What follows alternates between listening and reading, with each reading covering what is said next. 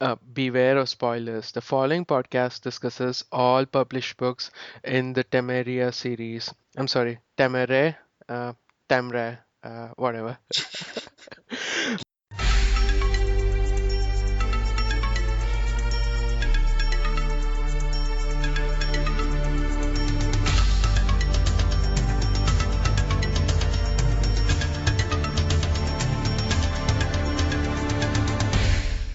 Welcome to Vassals of Kingsgrave.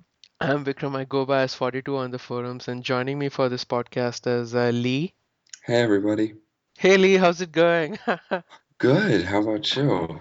Great, great. How's Russia? It's great. It is 9 in the morning and it is pitch black. Well, that sounds very Completely. similar to what's here. It's like here in America too. Well, no, nine's too late. Nine's too late for Yeah. darkness. No, But sun's not going to be up till like 10. oh right, it's Saint. You're in Saint Petersburg, right? It's so up Yeah, north. we're far north. The daylight is short and fleeting. Um, So, so no, we are let's do it. Talk about okay. Temeraire. Yeah, yeah. So we are here to talk about Naomi Novak's series Temeraire. Temeraire.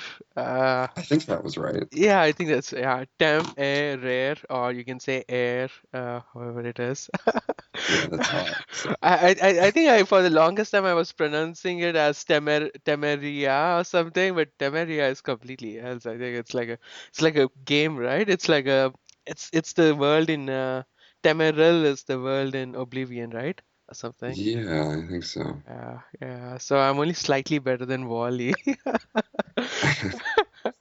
S- Perfect. So this is a properly spoiler-filled episode. We are going to go through everything, yeah, or at least try doing it. So sorry for all you non-book readers. But if you decide to stay, everybody gets a pavilion, medals, and one cow a day. Perfect. It's all I've ever wanted, one cow a day. Yeah. So let's get started then. Lee, so what do you think of it? You recently you read the first three books, but then paused, and only very recently you went through all of them, right? Yeah, so I read the first three books a few years ago. I bought the omnibus, the anthology, whatever, and then I wanted to wait for her to release the rest in the same format because it would be cheaper on my Kindle. And then I sort of completely forgot about them until Vic mentioned it. But I was looking for something to read, so I'm like, you know what? I'll do it. I'll read through them all. Really good. I honestly kind of forgot. They're really fun. Yeah, The it's like there's the fun, cute elements in there, but at the same time, it's got some serious stuff in there too, like talks about slavery and things like that. Yeah, it Yeah, does. They yeah. have a. I feel like they do a decent job. Like a real. The books are like a.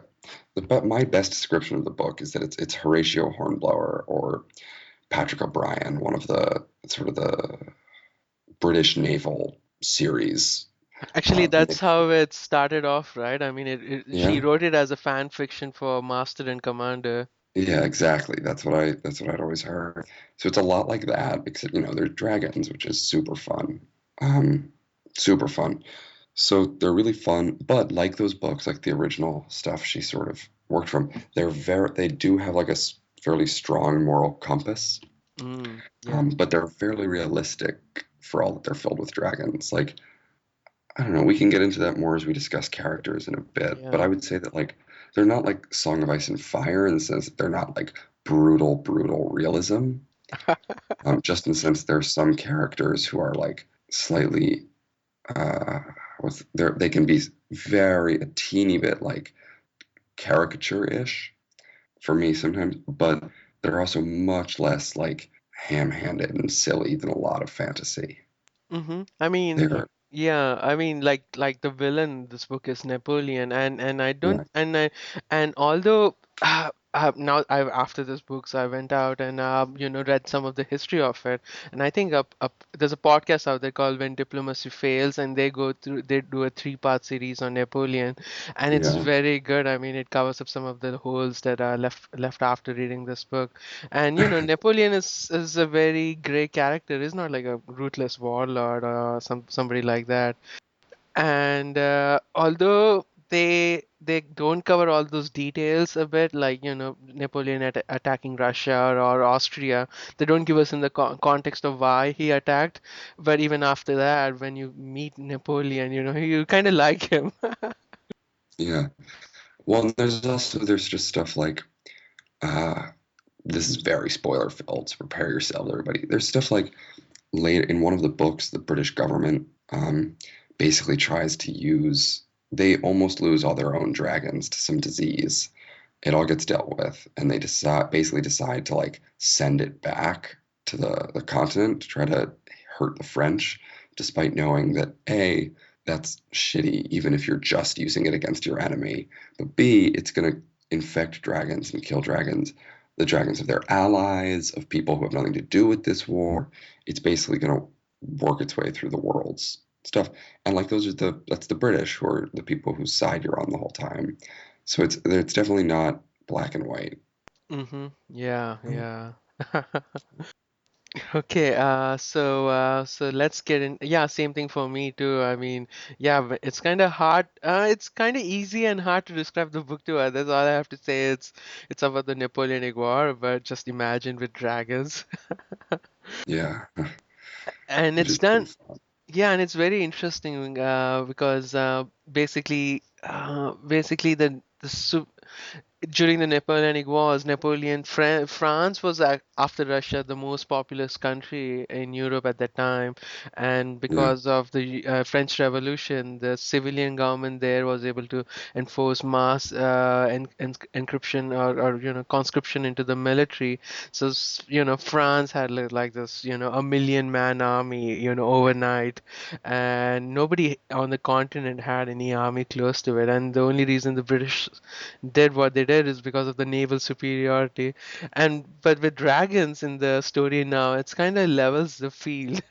yeah, it does. It's definitely very interesting as just a look at European history. Because yeah, France was, for all that we, especially Americans, love to make jokes at their expense. Um, they were, the continental superpower for virtually 1,000 years of European history. Yeah, yeah. Um, but the one thing I'll say is sometimes, and this is not in any way a criticism because this is just, the universe. Sometimes when you think about the alternatives with dragons too much, you start to be like, this just doesn't make any sense. Just because the dragons are slightly game breaking almost. Like, you know what I mean? I have one specific criticism about a certain country's breeds and dragons, but we can get in, I think we're going to get into that later. But Uh-huh. like, it's more just something like when you think about, I don't know, when you think about like the very idea that with anything that even mildly levels naval superiority, the idea that the match the French or like the Spanish, their incompetence doesn't make any, like in the real world, the Spanish were very populous, very wealthy, but the crown wasn't very strong and kept being Mhm. inherited by lunatics or religious nut jobs. But like, if they have all these fire breathers, which they do, You and mean they're the Ottomans? no, the Spanish have fire breathers too. Flame de Gras, right? Flame de Gloire is But French. it's not as powerful as the Catholics, right? No, it's not. But still, like, hey, I guess the Spanish wouldn't be as wealthy because the Incan Empire is still around, but they'd still be Yeah, pretty yeah. pretty damn wealthy. Yeah, or like the Americas don't. I would love to see the Americas in these books. Yeah, we only get a Just glimpse of it in the last book, right? What's the dragon's yeah. name? James Um Wapanego or something. yeah, it's something Iroquois and I don't know how to say it. Yeah, the business dragon. It was Yeah, the so business fitting. dragon wearing a waistcoat. I love that. Like that's the kind of thing like I love these books. That is such a clever touch. But I'm so and she is I read a lot of alternate history and a lot of stuff like that. And I'm not the kind of person who's like, oh no, this doesn't have a good plot. I'm the kind of person who's like, I just want to read an encyclopedia of everything in this different universe. Which is why I read the Silmarillion, probably. But like, she does a great job of having a really fun, interesting story where you also get to see most of this really different world. Yeah, and it's interesting when I finished reading the current book, book number 8. I didn't feel it was like a cliffhanger. I mean, yeah, she leaves it abruptly, No, me uh, neither. but in a way, and when people kind of refer it, oh, it's got a cliffhanger at the end of it, and I'm like, well, yeah, well, in some ways it is and not, but we know the real world history. Napoleon is beaten in Russia. Yeah, So chances are, although it has diverged a lot now from yeah. the real world history, so things don't have to happen, and it does look like Napoleon has still has a fighting chance. It doesn't look like he's completely beaten, but it's not really. I'm not really looking for a good ending in some ways. Yeah, I just want to enjoy another book. I almost hope that like they vanish from Europe and visit the US or India. Yeah, India they haven't covered it yet. It's kind of surprising. They've been everywhere. They've been to Africa. They've been to Australia of all places.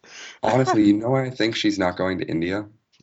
Because I think that she realized later on as she like fleshed out the existence of the Tswana kingdom in Africa and the continued existence of the Inca and the import Hmm. like the fact that the Iroquois and the Americans are like very much a joint country and not like warring countries.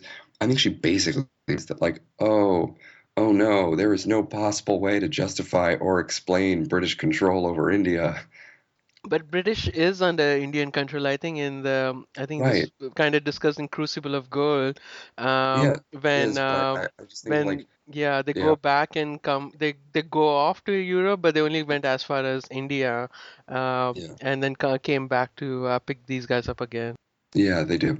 But just think about this, like, how on earth would Britain, which we know doesn't have a huge army of Hmm. dragons, how are they controlling India? Like, because like if India existed as something like on its own, hey, it's it's India, it's gigantic, but like if it had existed for any of history, like they would have had to have dragons.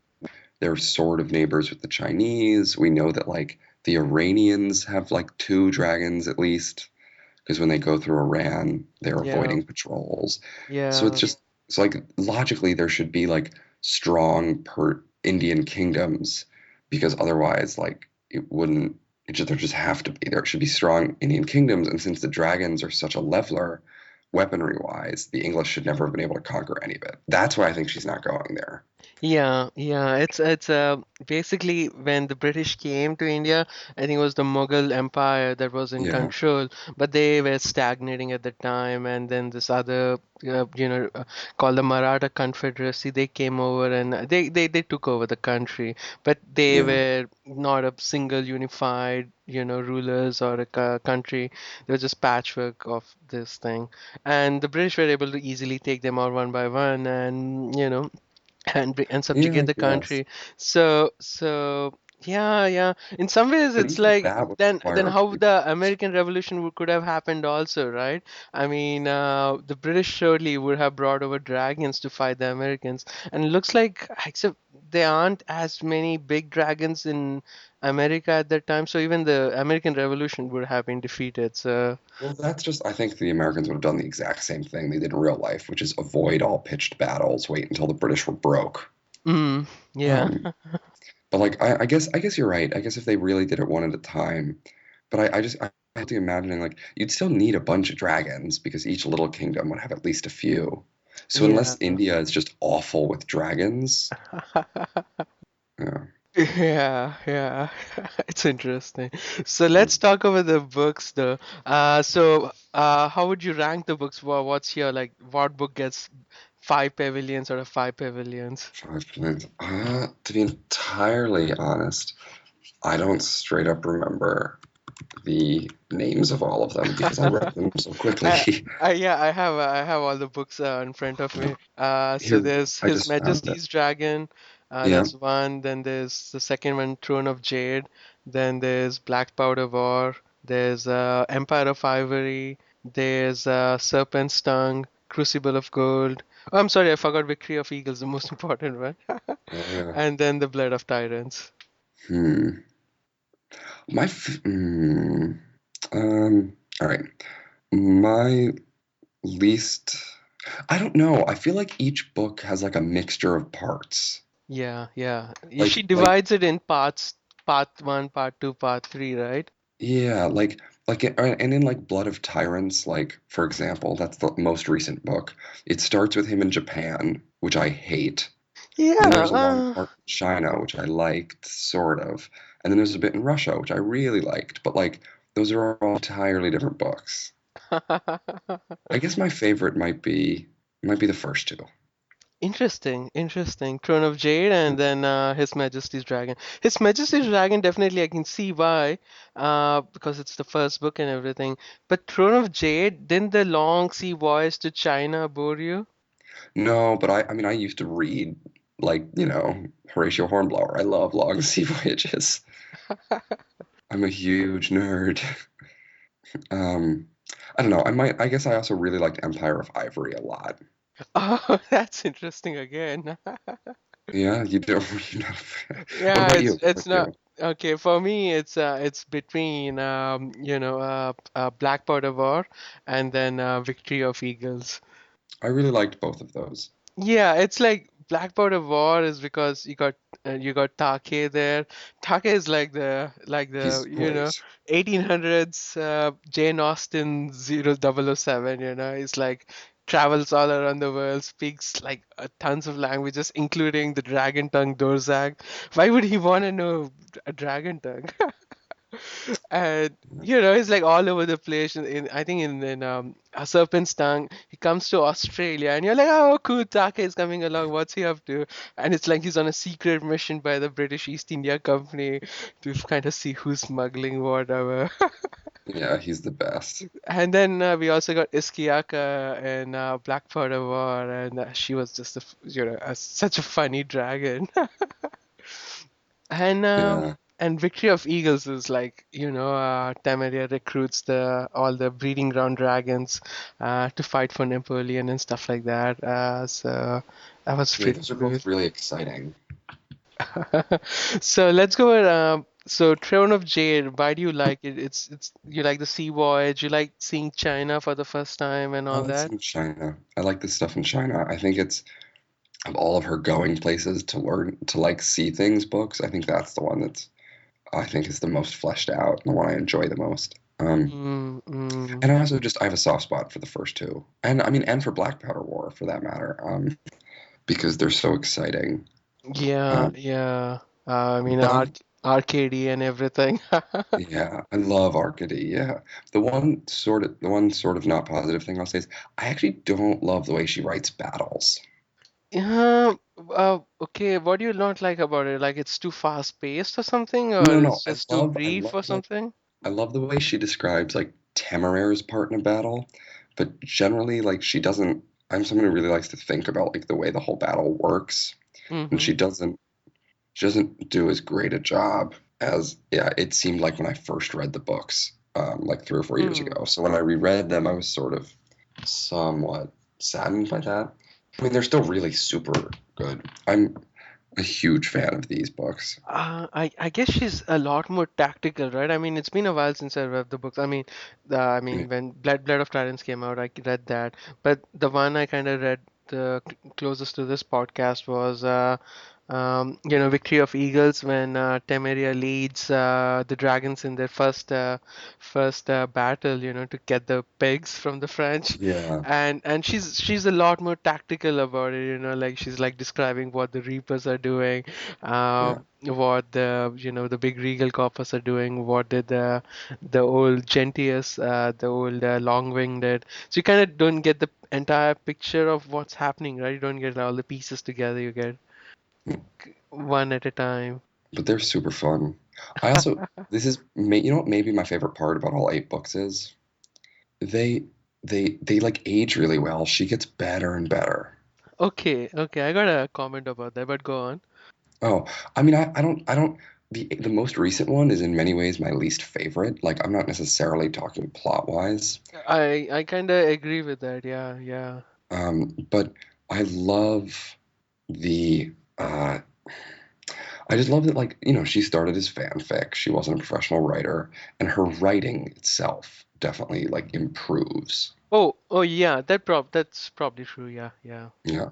Yeah, the plots are sometimes bad, but I mostly just enjoy spending time with the characters. Yeah, that's kind of one of my complaints is because she definitely adds a lot of characters in each book, and it's just very fun meeting all these new characters, right? Like we meet Yeah. Arcady and Iskiaka and Blackbird of War, and then in Victory of Eagles we meet Monsi, the Winchester, and then Prasetya, the nerd dragon, Yeah. the math dragon. But She's hilarious. I but really like her. She's funny. The right. cowards. Right, but then after that we don't meet Monsi and Prasidia again. And then even with Iskiaka, she's not the same Iskiaka in Blood of Tyrants. I mean, we hang out with her a ton. She's there in Japan, she's there in China, but I don't know, the dialogue she has. Same thing with Gambi. You don't see them as much. Same thing with Berkeley. Berkeley was so much fun in book one, Yeah. and then we barely see them at all. We don't see Catherine also. So like what Martin does this really well. He keeps characters around for a lot longer. He doesn't just add them and remove them. He keeps them around. That are just as fun and interesting in each book. While I think Yeah. she kind of forgets how to write these characters after she moves on. I mean, Temeria and Lawrence are as interesting as there always are, but the other characters kind of lose some of their thing. Yeah, they do. I guess that's fair. It's interesting because she actually has a knack for creating like maybe not the deepest characters, but interesting, fun characters pretty Hmm. quickly. Yeah, But yeah. part of the risk of the way that Lawrence and Temeraire are like always traveling all around the world, often while condemned for some crime, is that like you don't get to stick with characters a lot. Like when Hammond showed back up again, I was certain that it was the East India guy, not Hammond. I got them mixed up for like Uh, roughly half the book. East India guy, you mean Take? No, I mean the guy who. No, I know Tarke because I love him. I mean the when they show up in China, there's a dude who's in charge of the East India Company. Okay. Okay, I I thought it barely was remember him. him at all. Okay. Yeah, I got the two mixed up until finally there was some comment about like them defending the pavilion, and I'm like, oh, It's the diplomat. It's the guy who's addicted to cocaine now. yeah. Is Hammond the world's first person to be addicted to cocaine? I don't know. It might be. That was really funny. What's he gonna do when he runs out? Yeah, I mean he keeps getting resupplied, right? I mean it's he Yeah, must be away now from South America for like yeah, months now. So I don't know what's he doing. Charuki's still around with him, right? So she yeah. has probably connections. Maybe I it's guess it's so. a it's a lot safer to consume. I mean, people don't go by this. We're not experts on this, so I don't know how lethal or how bad it is if cocaine you chew it directly from the leaf versus being processed and everything. Yeah. Um. Yeah. Though I actually don't know. I feel like coca's not as addictive as cocaine. Right, it's the same thing, right? It's the same leaf and everything. Yeah, Is but that like right? people just chew on it, and it's definitely. I don't know. Maybe I'm wrong about this. Yeah. Maybe this is just my like. It's a lot per- milder, I'm supposed, when you just chew it Yeah. directly from the leaf. But the guy seems to go through some of the withdrawal symptoms and all that, right? Yeah, he does. When I I don't know think there whether was. that's my ignorance or Naomi Novik's. Yeah, yeah. Okay, so let's see. What's the least favorite book then? I don't have a least favorite book. I have two least favorite parts of two different books. Ah, okay. My least favorite anything in any part of the books by far is the amnesia. I hate amnesia plot lines. I hate this amnesia plot line. Um, I don't like the way they just sort of drop in on Japan for no reason. That feels sort of, it just felt sort of like, I don't know, Mm-hmm. I would rather they spent more time either in Japan or in Western China or in Russia than that they she spent like a teeny amount in all three. Yeah, And I yeah. really just cannot stand any kind of um, plot line with Amnesia ever. That's interesting. Yeah, definitely. I got gripes about the last book, and it's like my the book I kind of least like is Serpent's Tongue, because that entire Yeah, part in Australia where they're just wandering through with bunyips and all that is just so it was so yeah, just boring. It was just that entire Australia thing felt kind of very bad. Like Lawrence is not in his own right place. He's there. There's the revolt. People are trying to get him into the thing. It just felt very uncomfortable the entire book, and yeah, so me that's kind too. of like my least favorite. And I kind of did not like Serpent's Tongue because it was so slow and everything. Blood of Tyrants, I kind of don't like it because things are happening too fast. He was like jet setting. Now you're in Japan, now you're in China, now you're in Russia. Exactly. It's like, and Japan was definitely not fleshed out enough, I think. I kind of did It not. felt Yeah, no, sorry. their arrangements with Dragon, what exactly is up with it? I kind of don't understand. Like they are short on dragons, right? But they revere the dragons. They don't treat them like the Chinese do. The Chinese just treat the Chinese worship the Celestials, I guess. I mean they worship the Celestials for luck, I guess. That's all. Not like Yeah, gods, or well, like the Emperor, I guess. But regular dragons are treated like regular dragons. But in China, Japan, I think every dragon is kind of worshipped, right? yeah. Yeah, yeah. That was the impression I got. So I don't it's know. kind I really of agree. I thought I didn't like that she skipped through places. Like I wanted to like Japan is yeah. fascinating. I would rather have spent real time there. And I have a lot of criticisms about her choices with Russia. I Um, think with Russia, it's because Russian serfdom thing. I think she was kind of portraying that through the yeah, dragons, I guess, just like the that was people definitely the were. impression I got.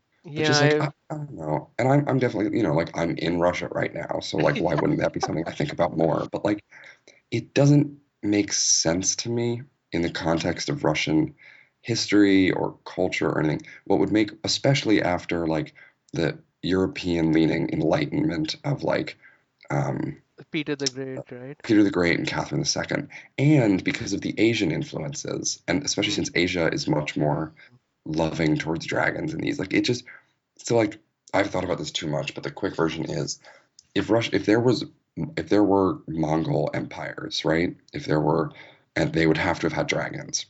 So the Yeah. only Russians could have, and there were like two Russian cities that avoided being conquered. The only way they could have avoided being conquered is by knowing how to work with dragons. And the cities that were conquered would have learned about what it's like to have dragons. Mm-hmm. So Mm-hmm. like, I don't know. And it also just like what would make more sense to me is that if Russia only the nobility could have had them, if they maybe weren't treated super great, but if it was just sort of like the richer you were, the more you had, and if it was sort of more like a creepy version of the way the Incan dragons have people property, if the Russian dragons like consider their serfs part of their treasure in a much more slavey way than the Incans do or the Tswana, Mm-hmm. and like Yeah, it's like I think in book one we get a brief hint of how things are in Russia. Like Lawrence hears that in Russian dragons can fight without their captains, and you're like, yeah, huh, that's interesting. They must be really yeah, ferocious and stuff like that. And now we kind of hear, hey, wait, they don't care about their humans at all. yeah. I don't know. It just bothered me a little. It's and I don't know. I guess I'm I think somewhat it's sensitive more about for the sake of being different for this. Yeah, if she just portrayed the Russian dragons just like the Persian dragons or Austrian dragons, which probably they probably were like, well, not were like, I mean, if she it. did not Yeah, deviate, it probably was how she could have done it, and people would have been like, this is boring, this is just like Blackwater War. Why are we doing this again? So I think she just wanted to give a different flavor of this is the worst probably. How dragons are yeah. treated. That makes sense, I guess. It definitely does make sense to me. Yeah, yeah. And And it's the kind Russian dragons are certainly badass. Like they're scary as shit, but of they're huge and really fast. They're described as their movements, they're gigantic. They're the largest dragons in the world, and their movements are almost as if they're powered by gunpowder. Like they're explosive when they move quickly. And but this is some of the nasty part also, right? Like they got armor like bolted directly onto their scales and stuff like that. This just Yeah, sounds kind of painful. it does. But the Yeah, tiny dragons are treated really badly. Uh, yeah, they are. yeah, so that's sad. Just sad. Though And one of the highlights of any of the books for me was in this book, which was Alexander the First and Napoleon's peace conference. yeah, Um, yeah. when he suddenly blows up, that like I really enjoyed that. I love people losing their tempers in books, and that was a really good one. Yeah, that's very interesting because actually, the way it kind of went is the Russians and the French were actually allies for the longest time. Yeah, And actually, I think one part during the Napoleonic War, everybody was against Britain because when Britain and France declared war, Britain was kind of gave permission for people to kind of pirate any ship that was trading with France. So people were so the English ships were just like boarding a French ship and non-French ship that was going to France, taking their capturing their prizes and looting. But yeah, that's what everybody started the like War of 1812. war with 1812 in America. So everybody rallied together, and I think I think the Russians were actually with Napoleon. They kind of banned or stopped trading with the British colonies, and it seems the Russian ruble like devaluated by like 40% when they Yeah, did that.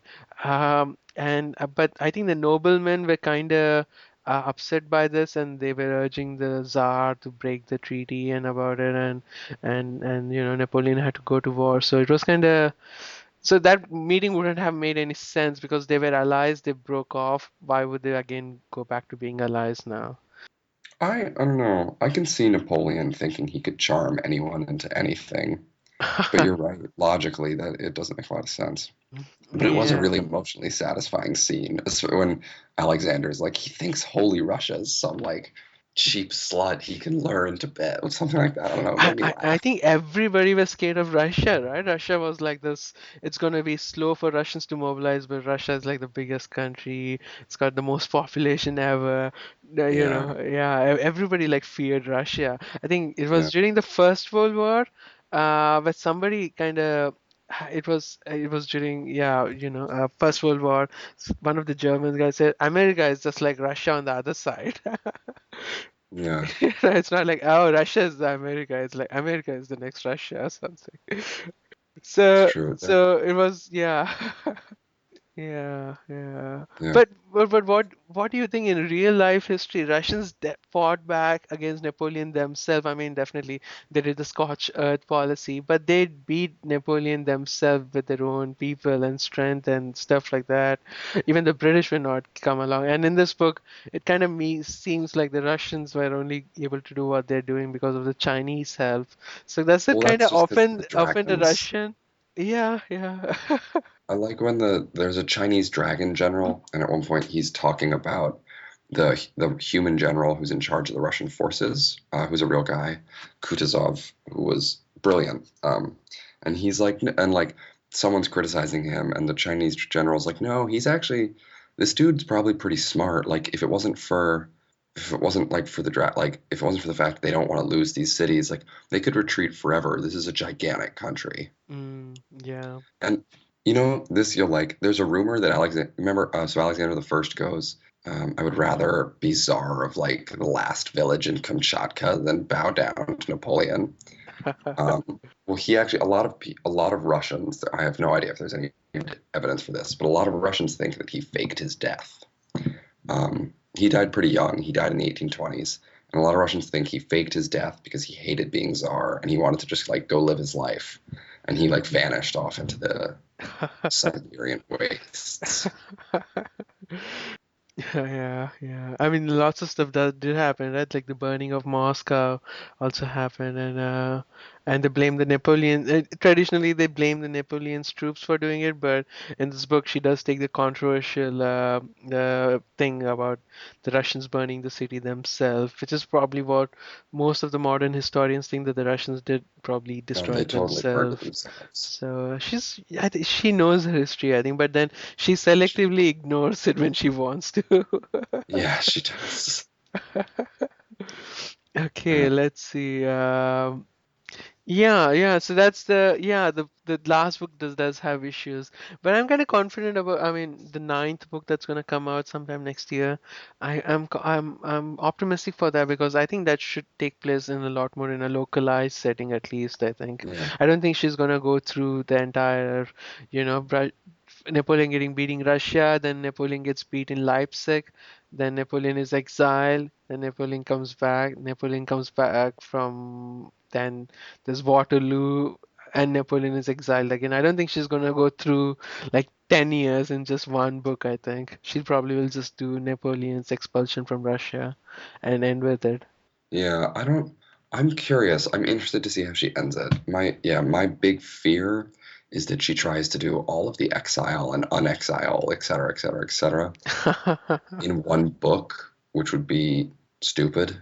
Yeah, Uh, yeah. Yeah, Especially since it's the last one, isn't it? It is the last one.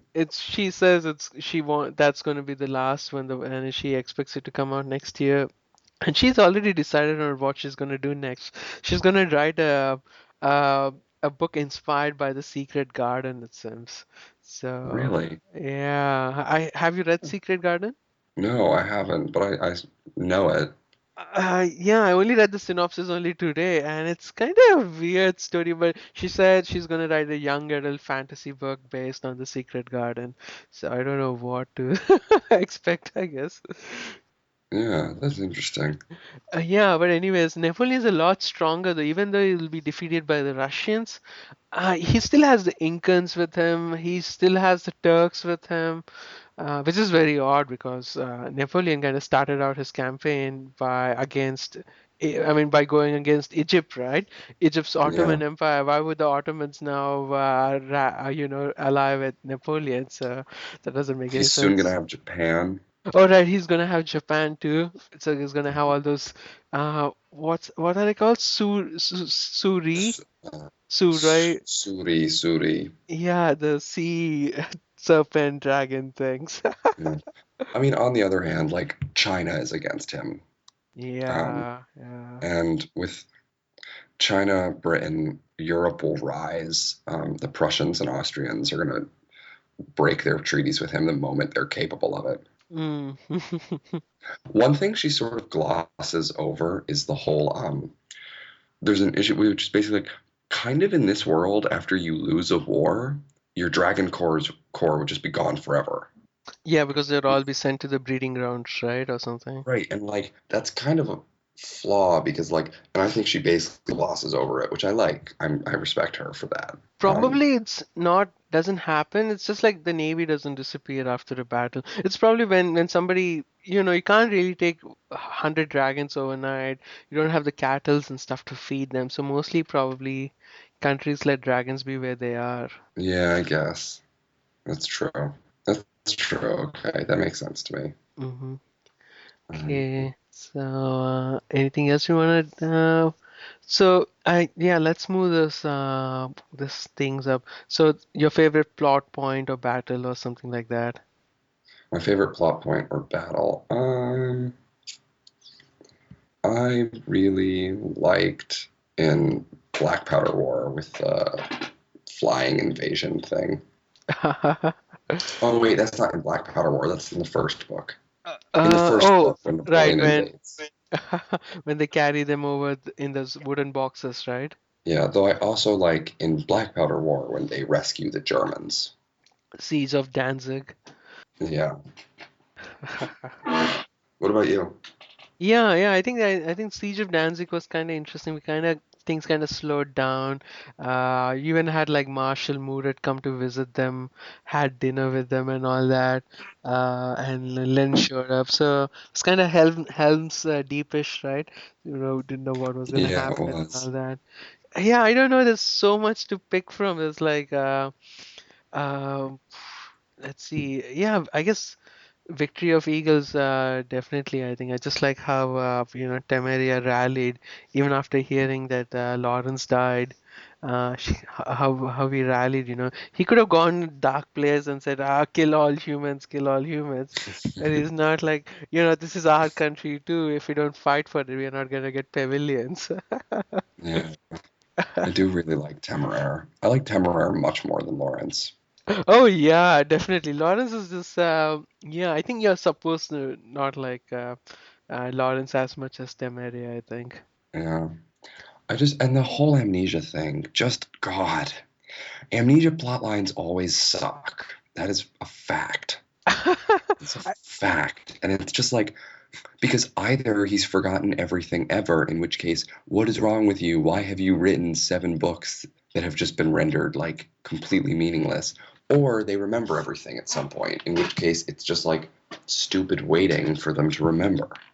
Yeah, it was interesting how suddenly it all came back to him, right? Like I think it was when he meets Take that all it kind of comes back to him immediately. But I don't know. I did not mind it as much.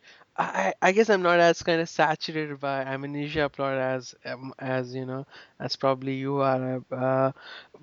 I guess it kind of gives them a chance to kind of go through this thing and kind of for the readers to kind of get again why are those two why are Temeria and Lawrence so close with each other? Why do they like each other? Why do they hang out with each other? And also for Lawrence to kind of go through his decisions again, because at some point Temeria does offer to him, right? Hey, if you want, you can leave me Yeah, and go. And Lawrence says no. I would make all the same stuff again. I mean, make the same decisions again. So I think it's just wanted to she. Probably she wanted to go through it as a summary, maybe. Maybe as a quick recap for the for the readers, maybe that's probably why she did it. yeah, I guess. It just, ugh. Oh, Yeah, you're probably right. quickly wanted to ask you the egg that Iskiaka just laid. After all this thing going on, that how Celestials can't breed with anything outside of another Celestial or a Imperial. Do you think Iskiaka's egg is truly Temeria's? Yeah, I think so. Otherwise, because the Chinese can recognize an imperial. But remember what they remember what But May said? we wouldn't know until the egg hatches, right? That the dragon is truly May, Temeria's. Iskiaka could have slept with some other dragon, right? I mean, it's possible. she was flirting with some other and another Incan dragon, right? At that time, so Yeah, it's possible. Um, I don't yeah. know. I definitely didn't think that, but I don't know. I just want to meet their awesome, incredibly powerful child. Right, yeah, I'm so looking forward to that. That's the only reason I'm waiting for the next book, kind of to see what this dragon turns out to be. Yeah, Oh man, Divine Wind plus fire. Yeah, yeah. I mean, yeah. Eskiaga is such a fun character they wrote. I mean, She's one of my favorites. yeah, I think before she just hatches, I think Gambit puts out this spin on it and it says, oh, because of all the fightings that they've been through and involved with, he was worried that dragons can understand through the shell when they are were in the shell. So he was worried that Iskiaka might come out being a timid dragon, but and I think because of all the battles and stuff they've been through, Iskiaka came out even more ferocious than anybody else, right? Yeah, yeah. She's intense and scary and awesome. Yeah, like right out of the shell, she's like, "Who are they? Why are they coming after us? Let's go kill them." And the entire bit in I think it was Empire of Ivory, where entire bit when they were talking about building pavilions for a sick dragon, and Iskiaka comes and says, "Oh, I want a pavilion too," and Temiria goes, "Oh, you can't because you don't have any capital." Capital? What is that? How can I find it? And how does it look like? Oh, He created a monster. and she says, "Oh, I got this by capturing ships and stuff like that." And she goes and captures a fishing boat, right? She Yeah, that said, was adorable. You're supposed to be a friendship. Oh, you didn't say anything about being a friendship. Yeah. I also love that they like mean to each other, but they love each other. It's adorable. Wanted to ask, because how do you kind of feel like a dragon sees his or her captain as, and how the captain sees his or dragon as? Do you think it's like a master and a pet thing, or it's much more beyond that, right?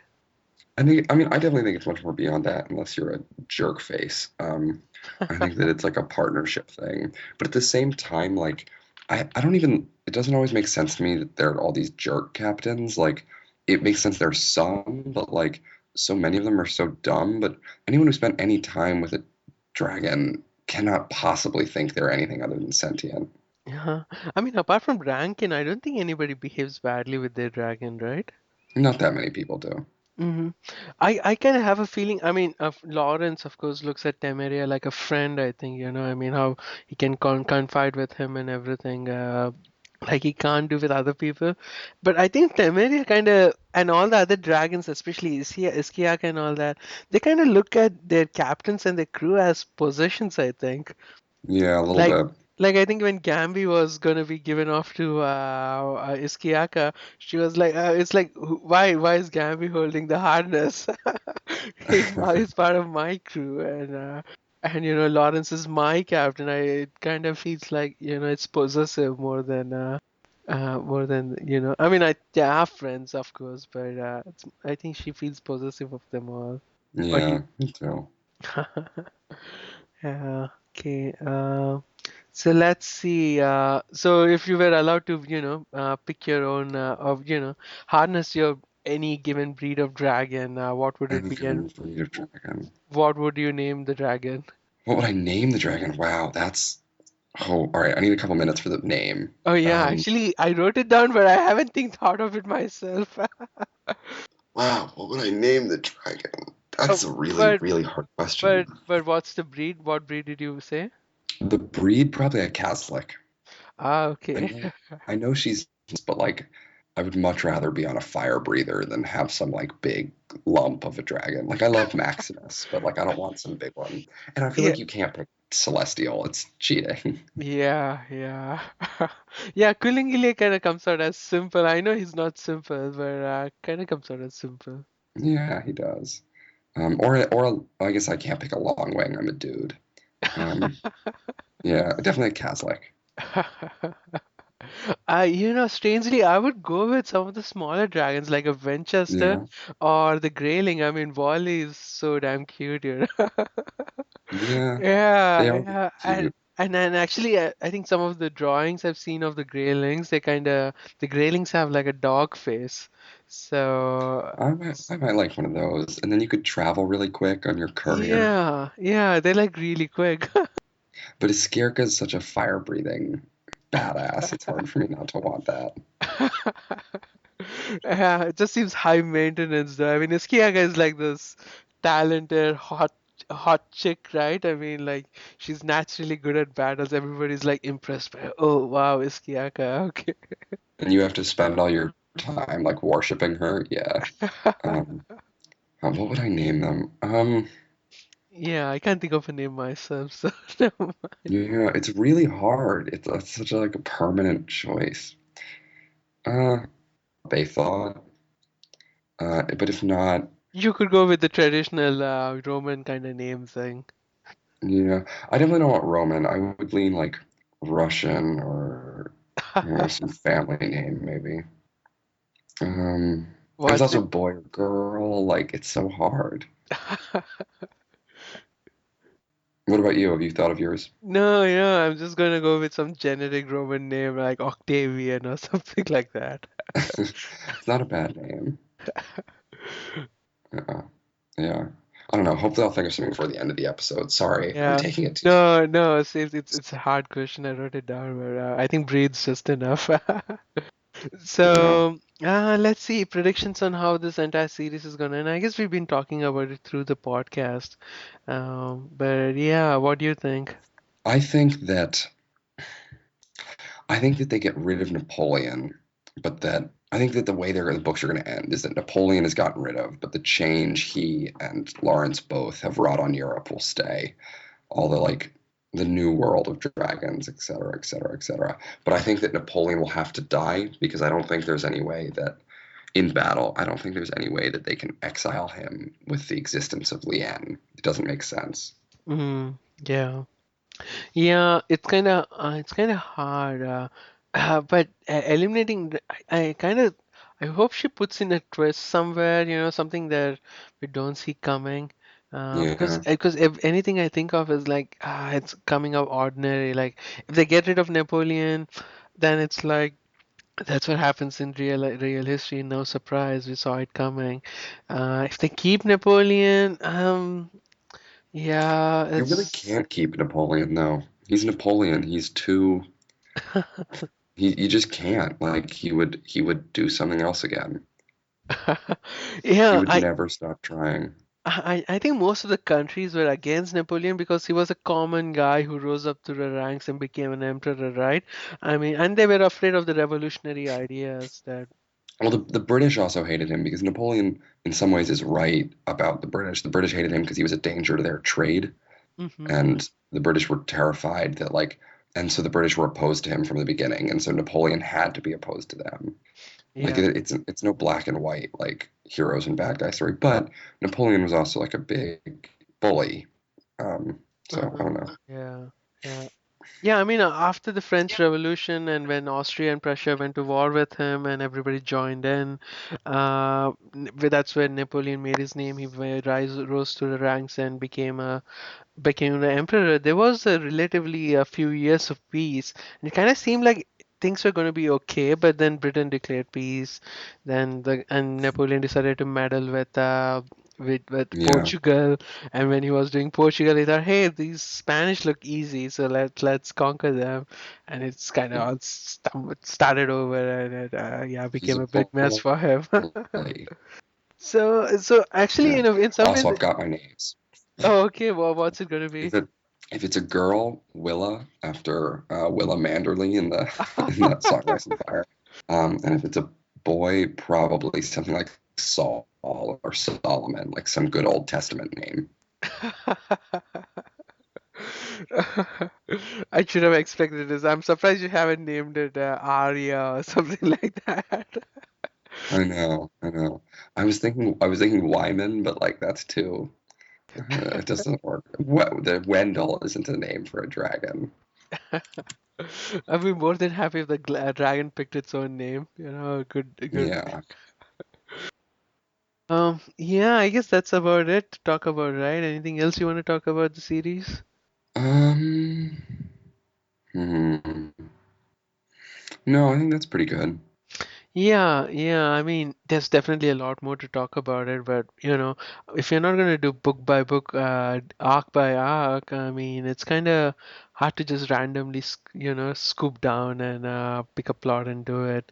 So, Yeah, which I would more than happy to do it, I would but too.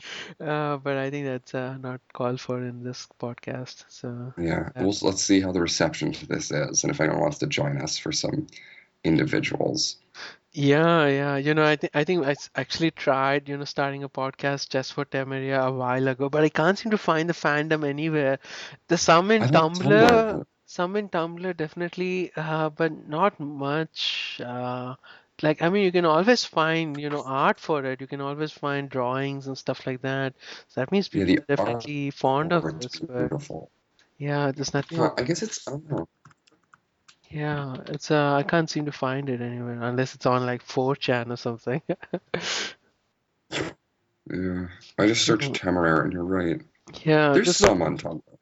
Yeah, Tumblr definitely, but it's not as frequent as anything. Oh yeah, I mean, I think this is still true. Peter Jackson, I think, bought the rights for this movie, but of Yeah, course, that would be amazing. he's gonna be busy with Hobbit for a while. So, and chances are sometimes, usually these things get passed around, and it's a lot more years before they get made. So let's hope something comes out of this. But in some Yeah. ways, I actually don't prefer a movie. I rather prefer something like an animation or something, right? A 2D animation. I prefer a cartoon than a movie because a movie is gonna be like budgets and stuff like that, CG and all that. and I don't know. I have some faith in Peter Jackson. But other than him, yeah, I agree. And the dragons, right? I mean, they have this cuteness element to it, so they can't look scary. They kind of have to look kind of derpy. So, Yeah, I teeny bit mean, derpy. You so know what, Vikram? I think I'm looking at it right now. I think Tumblr would be a really. I think you could. I don't know. I don't know how. I just searched Temeraire on Tumblr. I don't know like how much times worth of searches there are, but there's definitely a lot of Temeraire on Tumblr. oh yeah, yeah, A lot of definitely. fan art. But it doesn't seem to go beyond much. I mean, people like they review the books there, and then definitely post this some of the fan art there, but there's not like a discussion going on. And I think when I actually did try attempt, kind of put out a word, hey, does anybody want to do a podcast on Tamaria? Mhm. Nothing came back, so it's not hardcore. Let's see Yeah. how this podcast does. I'm definitely gonna be there, post it on there. So I hope we get good reception, and I want to definitely go back and do more. Um, yeah. But yeah, Sounds good to me. movie. But yeah, movie. I definitely not too keen on a movie. Rather like have a Nickelodeon animation or something. Yeah. I also just found some joke on Tumblr called Temeraire Bingo. Um, and it's like obvious crushes going on. Chekhov's gun. Ugh, politics. Coolingile is hungry. Someone takes off a shirt. The British being assholes. Granby gets hurt. Cows. Blatant homoerotic subtext. Surprise pregnancy. Granby gets hurt again. Neck cloths. Iskierka, no, don't. Yeah, that's very common. Okay, I think we are done here. Look. That Yeah, I think so. Yeah, thank you, Lee. Here, Thank let you me for link reading up you. the books and coming No, on of this. course. Thank you for. I wanted to do a full proper podcast on this, and so I'm glad I got a chance to finally do it. No, thank you for reminding me how much I enjoyed them. Also, I just sent you a link for my favorite piece of Temeraire fan art. Oh, okay. Um, no, but yeah, no, I had a Oh, great yeah, time. that one. Yeah. Yeah, hopefully, if it gets a good reception, or if the movie ever happens, it's possible. Um, or the cartoon series would be just as good. Yeah, I'm Um, hoping when the movie thing comes along, definitely there's going to be a lot of interest for it. So, yeah, um, and we'll have been there first with our Be Okay podcast. yeah, we're going to be the Song of Ice and Fire for Temeria then. Yeah, Temeraire. Temeraire. Okay then. Okay, have a good one. Yeah, you too. I'm gonna go back to bed. It was great talking to you, Vic. Okay then, bye. See ya.